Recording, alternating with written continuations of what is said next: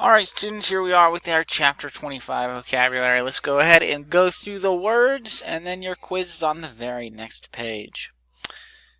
Depression, a period of low general economic activity marked with high levels of unemployment. So this is an economic depression.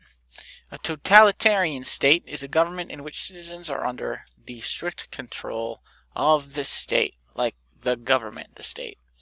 Collectivism, an economic system in which a government controls production and distribution of all goods. Appeasement, trying to avoid war with a more aggressive nation by giving in to its demands. D-Day, June 6, 1944, the day Allied forces invaded France to take it back from Germany. It was like the invasion of Europe by the Allies to take it back from the Germans. Containment, preventing the spread of communism beyond its own existing borders. It's Cold War vocabulary right there.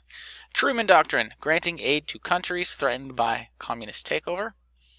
The Marshall Plan was the U.S. program to provide aid to European countries to help them rebuild after the war and stop Soviet Union expansion.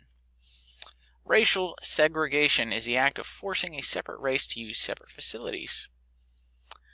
Civil disobedience, a nonviolent collective means of forcing changes from the government. Pan-Africanism is a movement for the political union of all African nations. And apartheid is racial segregation.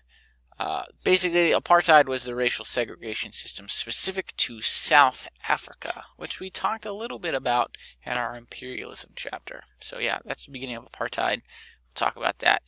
And then you have your quiz. It's a 10-pointer. Let me know if you need anything or have any questions. Otherwise, good luck on your testing. See you Friday.